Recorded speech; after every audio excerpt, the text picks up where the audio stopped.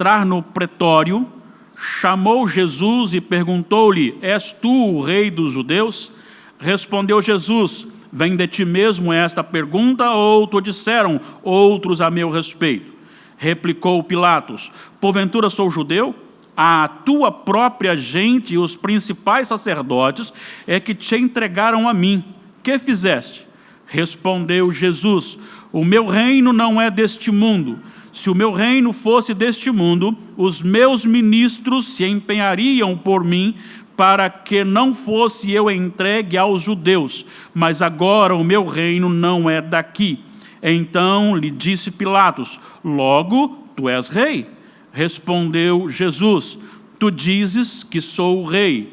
Eu para isso nasci e para isso vim ao mundo, a fim de dar testemunho da verdade. Todo aquele que é da verdade ouve a minha voz. Perguntou-lhe Pilatos: Que é a verdade? Tendo dito isto, voltou aos judeus e lhes disse: Eu não acho nele crime algum. É costume entre vós que eu vos solte alguém por ocasião da Páscoa. Quereis, pois, que eu vos solte o rei dos judeus?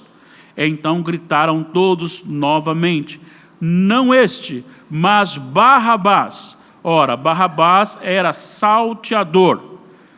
Então, por isso, Pilatos tomou a Jesus e mandou açoitá-lo. Os soldados, tendo tecido uma coroa de espinhos, puseram-lhe na cabeça e vestiram-no com um manto de púrpura. Chegavam-se a ele e diziam: Salve, rei dos judeus! E davam-lhe bofetadas. Outra vez saiu Pilatos e lhes disse: Eis que eu vou-lo apresento, para que saibais que eu não acho nele crime algum. Saiu, pois, Jesus trazendo a coroa de espinhos e o manto de púrpura. Disse-lhes Pilatos: Eis o homem. Ao verem-no, os principais sacerdotes e os seus guardas gritaram: Crucifica-o! Crucifica-o! Disse-lhes Pilatos: Tomai-o vós outros e crucificai-o, porque eu não acho nele crime algum. Respondeu-lhe os judeus: Temos uma lei, e de conformidade com a lei, ele deve morrer, porque a si mesmo se fez filho de Deus. Pilatos, ouvindo tal declaração, ainda mais atemorizado ficou, e, tornando a entrar no pretório, perguntou a Jesus: De onde és tu? Mas Jesus não lhe deu resposta. Então Pilatos o advertiu: Não me respondes? Não sabes que tenho autoridade para te soltar e autoridade para te crucificar? Respondeu Jesus: Nenhuma autoridade terias sobre mim, se de cima não te fosse dada. Por isso, quem me entregou a ti, maior pecado tem. A partir deste momento, Pilatos procurava soltá-lo, mas os judeus clamavam: Se soltas a este, não és amigo de César. Todo aquele que se faz rei é contra César. Ouvindo Pilatos estas palavras, trouxe Jesus para fora e sentou-se no tribunal, no lugar chamado Pavimento, no hebraico Gabatá, e era a Parasceve Pascal, cerca da hora sexta, e disse aos judeus: Eis aqui o vosso rei. Eles, porém, clamavam: Fora, fora, crucifica-o. Disse-lhes Pilatos: Hei de crucificar o vosso rei? Responderam os principais sacerdotes: Não temos rei senão César. Então Pilatos o entregou para ser crucificado. Que o Senhor nos ilumine de tal maneira e nos aplique a sua palavra, para que saiamos daqui transformados pelo poder desta palavra, em nome de Jesus. A impiedade humana revelada num julgamento injusto. Enoja-nos contemplar a aplicação da justiça sempre com parcialidade, pendente para os famosos, para os influentes e para os ricos. E, infelizmente, isso é de uma maneira intensa entre todos que mexem com a autoridade, não apenas no contexto judicial, mas também eclesiástico. Juízes são parciais, ou os juízes parciais, não é uma questão só da agora. Isso já havia desde o momento em que, na queda, no jardim do Éden, a corrupção entrou no coração do homem. O homem, sendo corrupto, ele produz corrupção. Sendo ele juiz, torna-se então passivo de problemas graves no seu julgamento. Esse texto retrata um momento muito especial da história e revela justamente o momento que antecedeu a crucificação de Jesus. Isso já é sexta-feira. Isso já é de manhã, quando Pilatos é trazido da casa de Caifás, o sumo sacerdote, porque ele havia sido levado para lá na quinta-feira à noite, e agora de manhã, então, ele é levado para ser apresentado a Pilatos. Depois Pilatos envia-o a Herodes, e depois Herodes devolve para Pilatos, e Pilatos faz então o seu julgamento. E esse julgamento é um julgamento estranho. Por que é estranho? Porque é um julgamento que aquele que está efetuando o julgamento aponta para a inocência daquele que está sendo acusado. Como você me ouviu ler e leu aí na sua Bíblia, por várias vezes Pilatos disse: não vejo neste homem crime algum, não vejo neste homem crime algum. E é esta a questão que mais mexe comigo, pelo fato de que, se ele tinha consciência disso, qual a razão então de entregar Jesus para ser crucificado? E ali ele foi entregue aos soldados, os soldados zombaram dele, colocaram uma coroa de espinhos, davam-lhe bofetadas e diziam: se és o rei dos judeus, então salva-se, ou resolve este problema. E aí os judeus, os líderes religiosos e o povo judeu gritavam para que ele fosse morto. E aí então, neste momento, aparece esse homem, que é o Pilatos, dizendo: olha, é costume, por ocasião da Páscoa, soltar um preso. E ele traz um tal de Barrabás. Quem era Barrabás? Barrabás era aquele que fazia amotinações na rua, e num dos amontoados, ou numa confusão na rua, ele matou pessoas. Então ele é um criminoso. E aí ele tem o povo religioso saindo em defesa deste criminoso. E aí então eles preferem que solte Barrabás, um criminoso, amotinador, e que crucifique a Jesus. E a acusação é: ele é Deus, ele é Deus. Por ser ele Deus, nós vamos matá-lo. Ou seja, ele dizia ser Deus. E ele então é entregue justamente porque este governador resolveu fazer a vontade do povo, principalmente confrontado com o imperador César, porque eles colocaram: se você declarar e soltar este homem, está indo contra César. César é o imperador, e dentro desse aspecto ele é entregue e ele é conduzido para a crucificação. Algumas lições importantes que vão nos ajudar a entender a impiedade do ser humano no contexto de um julgamento injusto. A primeira lição que eu quero tirar é que a autoridade humana é extremamente vulnerável. A autoridade humana é extremamente vulnerável. Não precisa olhar para muito longe, basta você olhar para o contexto brasileiro e você verá as coisas acontecendo de maneira muito estranhas. Há um tipo de julgamento para uma pessoa e há outro tipo de julgamento no mesmo ato para outra pessoa. Há evidências e há evidências, mas é tudo diferente. Aqui também não foi diferente. Vejam bem. Primeiro, quem era Caifás? Caifás era o sumo sacerdote. Chegaremos nele daqui a pouco, então. Quem era Pilatos? Governador da Judéia. E ele tinha, então, a responsabilidade de ministrar uma pena, e esta pena era a crucificação, e os judeus queriam que isso fosse feito, queriam a pena máxima para um homem, apenas porque ele saía pregando o reino de Deus, curando pessoas e dizendo: eu sou filho de Deus. E por isso eles queriam que ele fosse executado na cruz. No entanto, a religiosidade, olha a hipocrisia deste povo, não permitia que eles fizessem isto. Por isso eles precisavam de uma autoridade de fora. E quem era essa autoridade? Era justamente o nosso amigo aqui, Pilatos. E Pilatos, sendo então governador da Judéia, pega este caso. E quando ele pega este caso, ele percebe quem é Jesus, ele resolve julgar o caso para a mão de Herodes. Por que ele fez isso? Ele descobriu que Jesus morou na Galileia. Então era um galileu. Porque Herodes era governador da Galileia. Então ele disse: vou ficar livre deste homem inocente, não vou ter problema nem com César, nem com o povo e nem com este homem, e vou julgá-lo para Herodes. E Herodes então avalia e vê também nele inocência. E percebendo isso, devolve para Pilatos. E Pilatos fica então com essa responsabilidade. O que é incoerente, que nós já falamos aqui, é justamente estas afirmações de Pilatos, por vários momentos, dizendo isso ao povo, dizendo isso àqueles que estavam acusando: não vejo neste homem crime algum.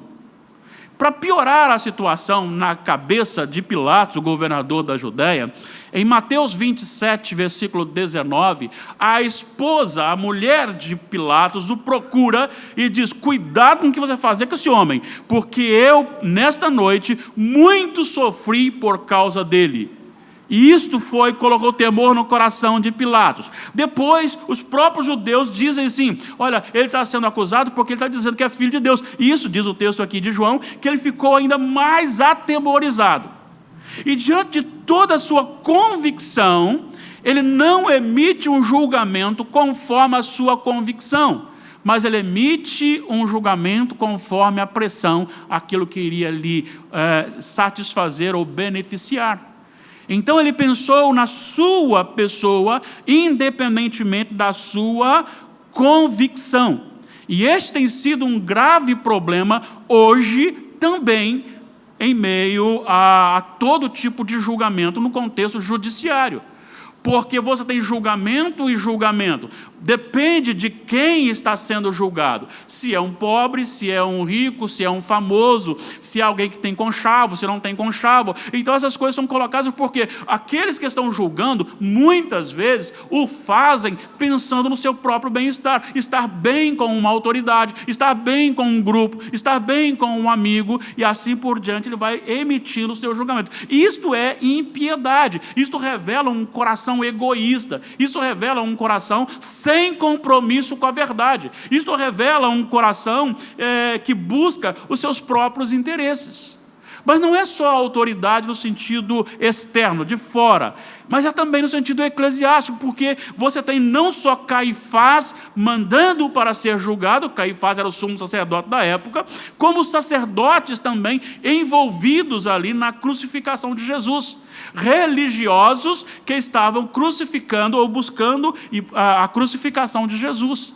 Por que razão? Porque o que Jesus fazia mexia com a capacidade de envolvimento deles. Jesus acabava arrastando multidões pela sua simplicidade, e eles não queriam perder o posto, eles não queriam perder a sua autoridade, e com isso estavam conduzindo Jesus para a crucificação. Eu queria dizer que hoje também, infelizmente, muitos de nós, líderes religiosos, também agimos assim. Depende do que está sendo colocado. Olha, eu poderia muito bem ser aquela pessoa politicamente correta com a igreja e ser amado por todos. Não importa como está vivendo, não importa como você está agindo, não, depende, olha, eu tenho que pensar em mim, porque se eu for bonzinho para você, no sentido de não confrontá-lo com o pecado, com a palavra de Deus sobre o seu pecado, significa que eu posso ficar nessa igreja o resto da minha vida, mas se eu confrontar, eu vou levantar algumas pessoas que ficarão contra mim, então é melhor eu ficar no politicamente correto. Tem muitas pessoas pensando assim, muitos pastores agindo assim. Há também um problema no julgamento. Às vezes, se é uma pessoa que não tem tanta influência no meio, o mesmo pecado consumado e agora julgado, julga-se de forma diferente. Uma pena pesada para ele, uma disciplina bíblica para ele, mas se a outra pessoa é influente, é rica, tem o seu poder, essa pessoa não recebe a disciplina que deveria receber. E às vezes até o pecado que ela cometeu é mais grave do que o pecado que a outra cometeu. Então Jesus acabou de dizer para você aqui que essa ideia que não existe pecado, pecadinho, pecadão, está equivocada. Não, está certa, tem pecado que é mais grave que o outro. Jesus disse isso aqui. Jesus falou assim: olha, o seu pecado, Pilatos, é menor do que o pecado daquele que te entregou a mim. Então há sim diferenças nas consequências. Todos os pecados são passíveis ou são condutores para a condenação. Ou seja, se você cometeu um pecado terrível, grosseiro, de grande influência, de problemas gravíssimos de consequência, ou se você falou uma mentirinha, a mentirinha é suficiente para levar-nos para o inferno, assim como o outro. Agora, há diferença, sim, de consequências de pecado, inclusive o próprio Jesus acabou de dizer isso aqui. Então, nós às vezes julgamos e a pessoa cometeu algo terrível, ele atentou com uma heresia, enquanto o outro teve um erro doutrinário. Nós julgamos do erro doutrinário de uma forma e o herético de uma forma muito mais suave, se julgamos, e às vezes nem julgamos. Então, às vezes, há, sim, problemas gravíssimos e nós precisamos corrigir isto. Precisamos ser pastores, presbíteros, líderes, compromissados com a verdade, com a palavra de Deus. Não é o que eu estou falando com você, é o que a Bíblia está falando com você. E isso precisa ser anunciado para a vida da igreja constantemente. Então, a autoridade humana, sim, ela é extremamente vulnerável. Depende daquilo que vai lhe beneficiar. E muitos têm seguido neste caminho. Tanto no sentido fora da igreja, como nas autoridades eclesiásticas. A segunda lição é que a autoridade humana é uma autoridade totalmente dependente. O Senhor Jesus estava ali conversando e, de repente, Pilatos chega para ele e faz uma pergunta e ele não responde. E quando ele não responde, e ele está falando a respeito... Primeiro ele disse que o reino dele não era deste mundo, porque senão as pessoas estariam defendendo ele. Mas como não é deste mundo, a pessoa não vai defender. E aí, dentro desse contexto, ele depois para de responder. E Pilatos, fazendo uma pergunta, está aqui, versículo 8 em diante... versículo 9, e tornando a entrar no pretório, perguntou a Jesus: de onde és tu? Mas Jesus não lhe deu resposta. Versículo 10, então Pilatos o advertiu: não me respondes? Não sabes que tenho autoridade para te soltar e autoridade para te crucificar? E aí vem a resposta de Jesus. Respondeu Jesus: nenhuma autoridade teria sobre mim, se de cima não te fosse dada. Por isso, quem me entregou a ti, maior pecado tem. Veja bem, o que Jesus está dizendo para este homem é o que todo juiz precisa saber, porque normalmente os juízes brasileiros, eles se sentem como deuses, donos da verdade. Eles são normalmente, na sua maioria, claro, há exceções, são arrogantes e sempre puxando para si. Só que eles não entendem que eles estão lá porque Deus os colocou. Aí nós começamos no Supremo Tribunal Federal. Aí depois toda a linha judiciária. Começamos no Presidente da República. Todos os envolvidos na questão do seu ministério a respeito, dos seus ministérios a respeito do Executivo. E também do Legislativo, seja no Congresso ou no Senado. Isso no âmbito federal, no âmbito estadual, no âmbito municipal e também eclesiástico. Todas as autoridades que existem não estão lá porque são ótimas, porque são boas, hábeis. Só estão lá porque o Senhor colocou. Só estão lá porque Deus colocou. Você pode até achar estranho, mas não é. Deus coloca quem Ele quer, no tempo que Ele quer, no lugar que Ele quer, dentro de um propósito. E isto é preocupante ao Brasil? Sim, é preocupante ao Brasil. Por quê? Porque você olha hoje quem nós temos como autoridade, não hoje, só hoje, estou falando hoje no sentido que estamos aqui, de forma geral, e você vê quem está governando sobre nós. A maioria com muita corrupção. E se nós estamos envolvidos nisso, e Deus permitiu isso, há um propósito de Deus, e a igreja precisa entender esse propósito.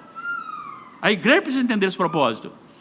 E Deus está agindo no nosso Brasil de forma a disciplinar o seu povo. Olha só, este Pilatos estava lá porque o Senhor, Deus o colocou. Pilatos tinha autoridade sobre Jesus porque Deus permitiu. Há um propósito, a crucificação. Os judeus não podiam crucificar Jesus, porque eles estavam obedecendo à lei, não podiam matar ninguém.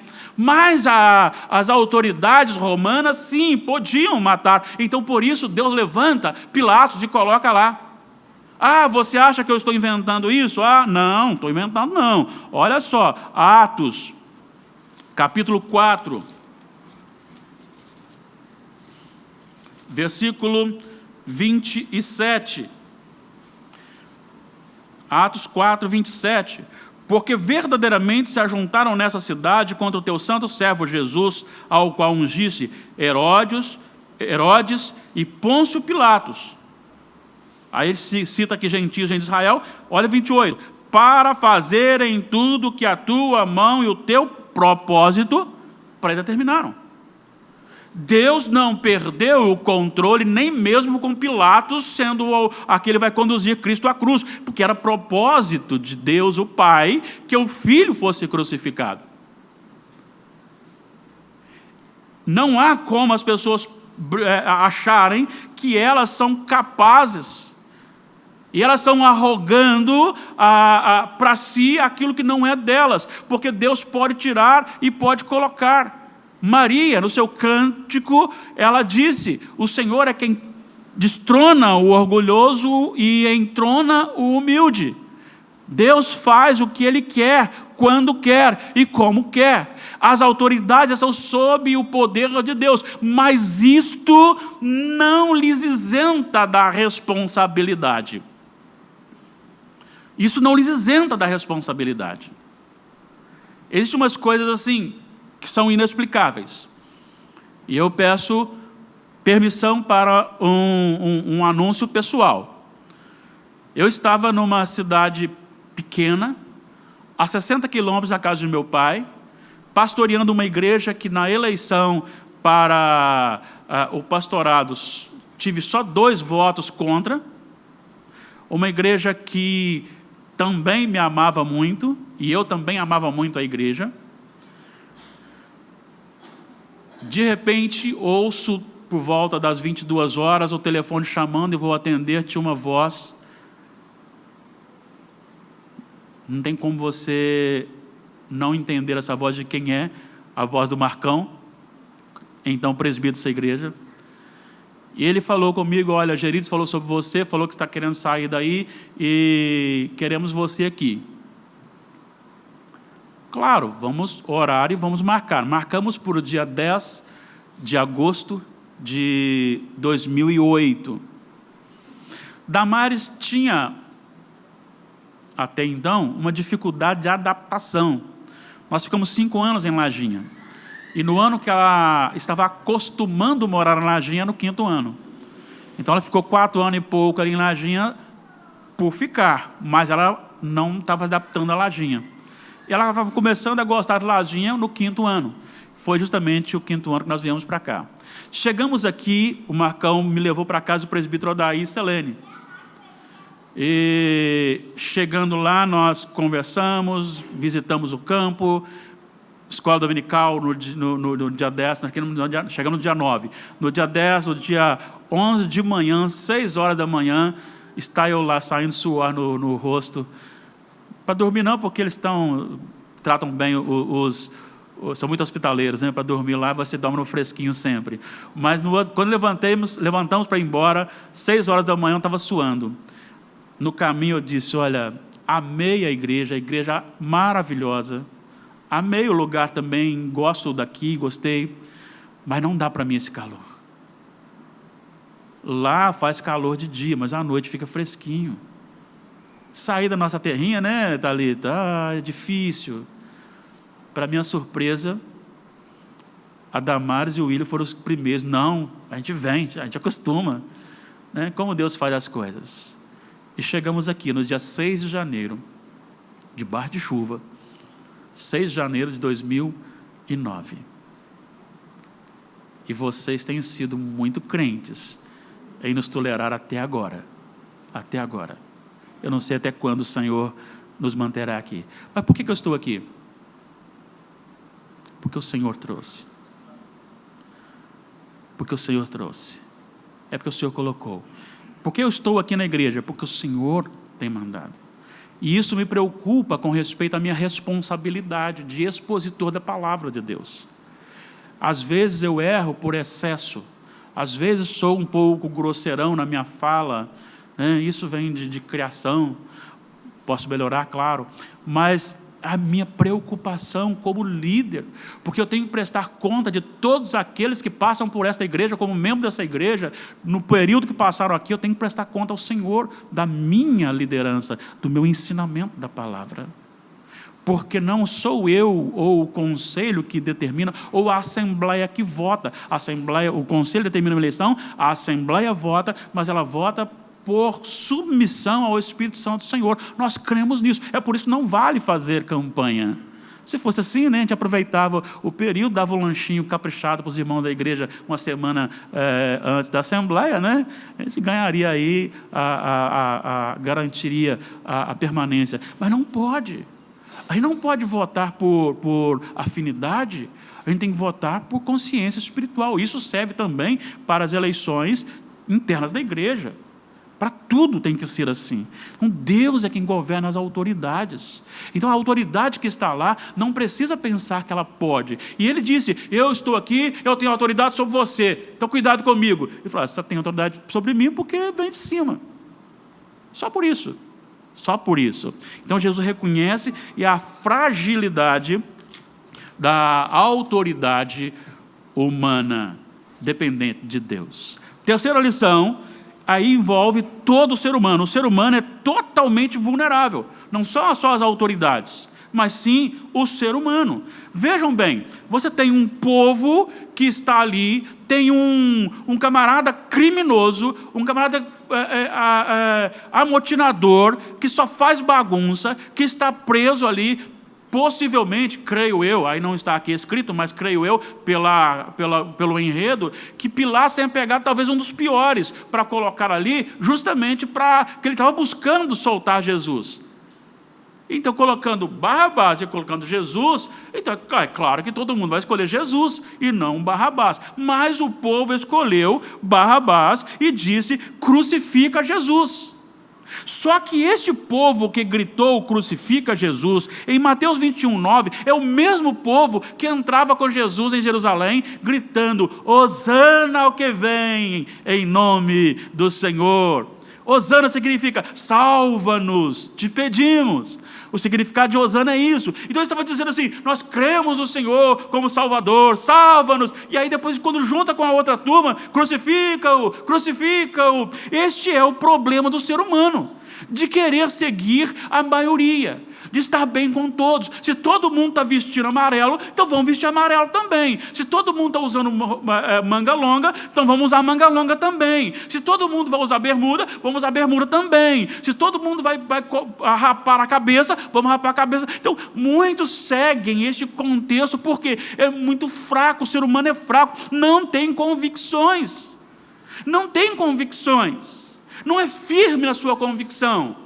Ele não é capaz de seguir aquilo que a sua mente ordena, dentro de um princípio pré-estabelecido, dentro de um estudo da palavra, ou seja, ele não é capaz de andar segundo o seu próprio coração, mas ele é capaz de mudar de posição, dependendo daquilo que está sendo colocado. Existia um programa de televisão, não sei nem o nome, nem quando, nem como é que se dava, eu só sei que tinha lá um grupo de pessoas e falava assim, olha, a pergunta é essa e a resposta pode estar na porta 1, na porta 2, na porta 3. E aí então um grupo ia para lá, outro ia para cá, outro ia para lá, e de repente, aí se ia muito para cá, o pessoal saía de cá, ia para cá, olha como é que o povo é, aí depois alguém voltava para cá, ou seja, onde está a maioria? Eu vou para lá. Não tem convicção. É por isso que eu penso que vocês precisam não comer tudo que eu estou pregando sem conferir com a Bíblia. É preciso conferir, é preciso que você saiba que você agora não é mais um dependente de um sacerdote. Na igreja de Cristo não existe sacerdote, existe sacerdotes.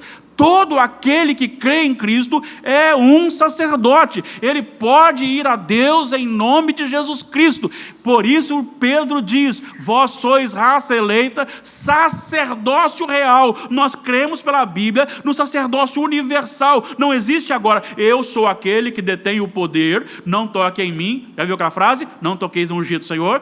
E aí eu posso fazer o que eu quiser e ninguém pode tocar em mim. Olha, só eu que posso chegar até Deus, eu tenho mais poder. Não! Jesus é que tem poder, é Ele que tem um nome, e você pode chegar até Deus o Pai em nome de Jesus. Então você precisa conhecer aquilo que dirige a vida da a sua vida e a vida da sua família dentro do propósito de Deus. Você precisa conhecer, e Romanos capítulo 8, versículo 14, diz que se nós somos guiados pelo Espírito, somos filhos de Deus. E guiados pelo Espírito não são vozes da minha cabeça. Ah, Deus me falou esta noite, bababá. Não. Se eu tive alguma coisa e acho que é Deus que falou, eu tenho que comparar se está aqui. Por que razão? Se não estiver aqui, não é o Espírito Santo. Por que não é o Espírito Santo? 2 Timóteo 3,16. Toda a Escritura é inspirada por Deus. 2 de Pedro 1, 20 e 21. A Escritura, a Bíblia foi escrita, a palavra foi escrita por homens santos, inspirados pelo Espírito Santo. Ninguém escreveu por elucidação própria, mas o Espírito Santo lhes revelou, lhes inspirou. Então a Bíblia é a base. Por isso o autor aos Hebreus diz, no primeiro capítulo, no primeiro versículo, Deus falou de muitas formas, de muitas maneiras aos pais, pelos profetas, nos últimos dias nos falou pelo Filho. E quem é o Filho? O Filho é a palavra. Como que eu sei disso? João capítulo 1. No princípio era o Verbo estava com Deus, e o Verbo era Deus. Verbo é a palavra, o próprio Jesus.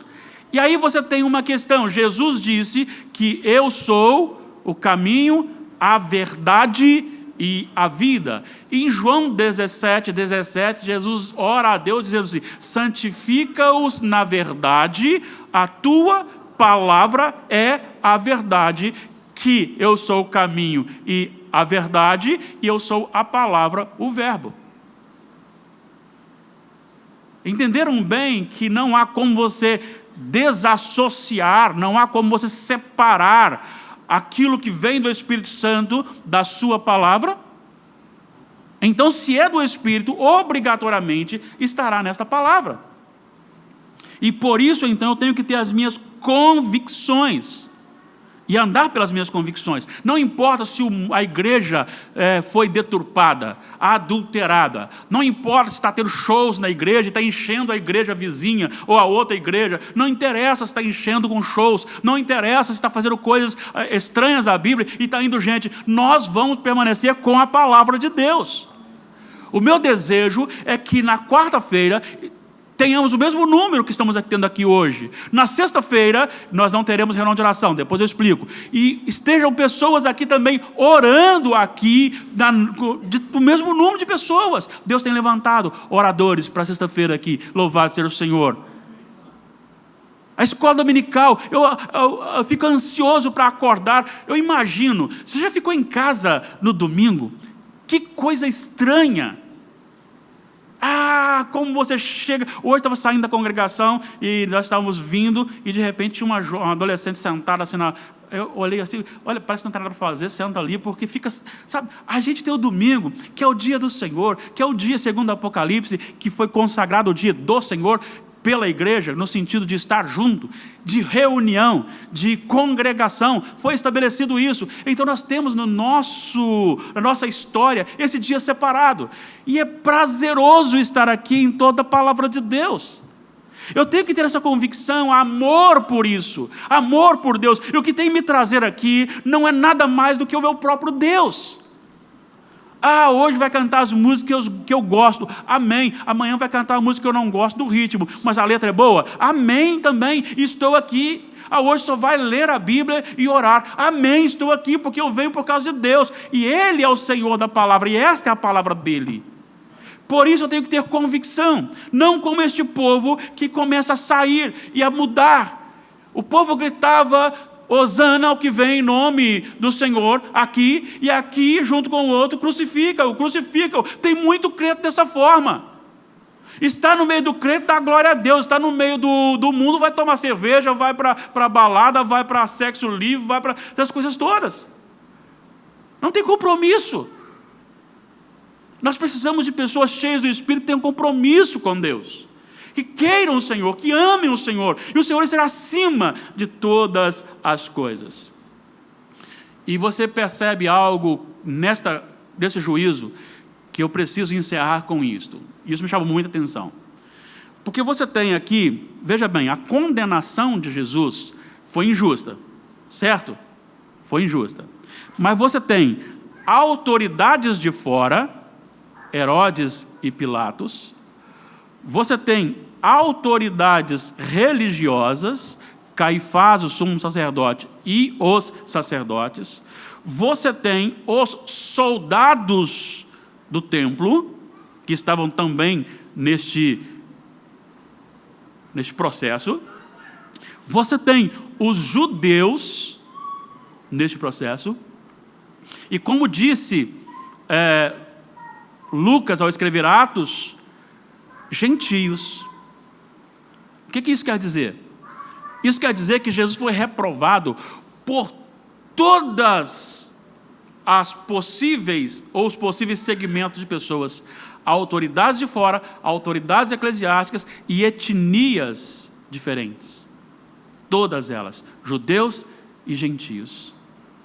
Isso significa que nenhuma etnia está salva por si só. Todas as etnias precisam de Jesus, sendo autoridade ou não. Por isso, Jesus morreu na cruz, sendo ele justo. O próprio Pilatos disse a respeito desse justo: lhes trago esse justo. A esposa de Pilatos, eu quero ler para vocês aqui qual foi a fala dela, literalmente.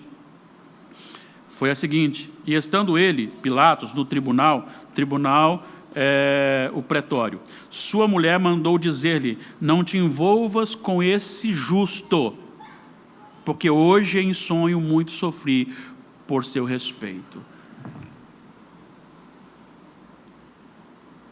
Eu queria que você pensasse um pouquinho nesse justo. Pense um pouquinho nesse justo, que morreu por você e por mim. E quando nós falamos que aquela cruz, aquela condenação seria nossa, se nós tivéssemos sido condenados lá, seria por justiça. Seria por justiça. Mas o que nós temos ali de libertação não é só de uma condenação de morte de cruz, mas da ira de Deus, eterna. Eu nunca pararei de anunciar-lhes a gravidade que será no inferno. Na verdade, nem no inferno, será no lago que arde com fogo e enxofre, porque o inferno é só o estado em que hoje se encontram as almas que morreram sem Jesus, mas elas sairão de lá e serão lançadas no lago que arde com fogo e enxofre, que é a segunda morte. Eu vou repetir para vocês aqui. Jesus disse que haverá choro e ranger de dentes. Ranger de dentes é a intensificação do sofrimento que causa choro. Jesus disse que, na parábola que ele contou do rico e Lázaro, ele disse que o rico pediu ao pai Abraão que Lázaro molhasse a ponta do dedo na água e colocasse na sua língua. Tem algum valor um copo d'água para quem está sofrendo nas chamas eternas? Não, não tem valor, mas é para intensificar o grau do sofrimento. E o próprio Jesus falando e João escrevendo, quando ele estava na ilha de Patmos, no capítulo 20 de Apocalipse, no versículo 10, ele diz que a besta e o anticristo e os falsos profetas serão lançados no lago que arde com fogo e enxofre. Ali haverá tormento de dia e de noite pelos séculos dos séculos. O que isso significa? Um sofrimento ininterrupto, eternamente. Eu não queria que você fosse para lá, não.